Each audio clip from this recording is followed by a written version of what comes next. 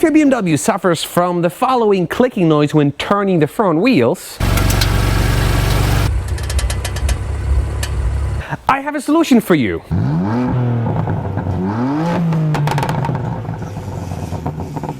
What I'm about to show you applies to a lot of BMWs out there, but I've tested it on my M3 F80. It works obviously on F82, F83. It also works on the F87, which is the M2 competition. A lot of people think that tightening this top nut will fix the clicking issue. Well, that will not work. Ask me how I know.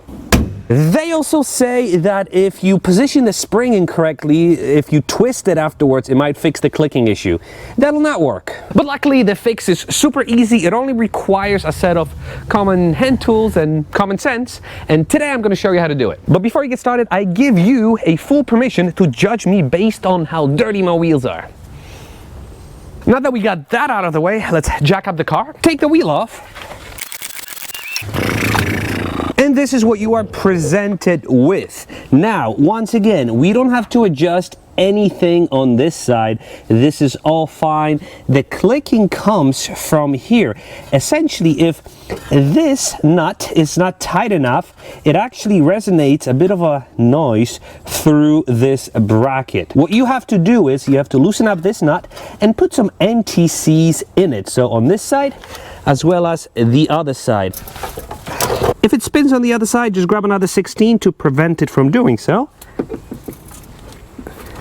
After you've loosened it up, take the whole assembly out. And this is the key. This is the NTCs that you should be using on these nuts and bolts.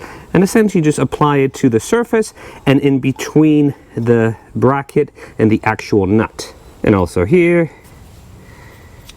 And then when you're ready to put it in, but remove the bracket and apply NTCs between the bracket and where it sits on the actual shock collar. And on the actual bracket, don't forget this part of the bracket right over here.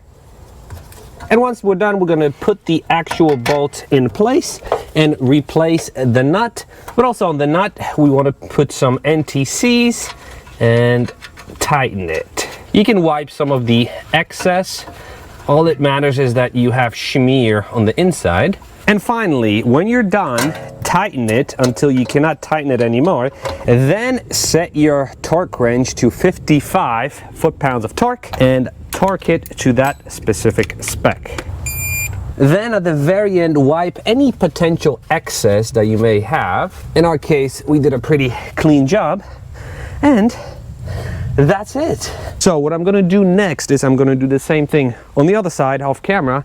Then I'm going to show you the final product. But before we do so, let's admire Tommy Old Garage mud flaps, which protect the side of my car and have been doing so since 2017.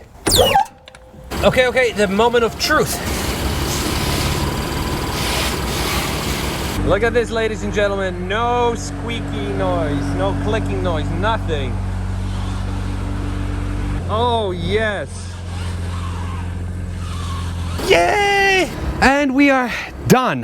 Now, aside from the NTCs, we have to make sure is that the bracket itself doesn't touch the thread that it's sitting on. I noticed on the other side, and I wasn't filming, but it's a minor detail. So when you put the pin in, just make sure that the bracket is bent out so it doesn't touch the thread. Okay, I was doing the edit and I realized I probably didn't give you enough detail on that specific item. So this is it. See, you kind of want this little bracket to be away from these threads. So what I did was I bent it out so it doesn't touch anything because it sits in between this thread and that can also create that funky noise. So just bend it out. It doesn't do any harm. Just bend it out and it should be good to go. You don't have to bend it out this far. I bent it out to show you exactly what I'm doing. But yeah, as long as it's not touching anything here, any of the threads, you should be good. But as you can see, just by doing this simple fix, we've eliminated the notorious clicking sound. I'm gonna link everything that I used today in the description in case you want to tackle that fix yourself.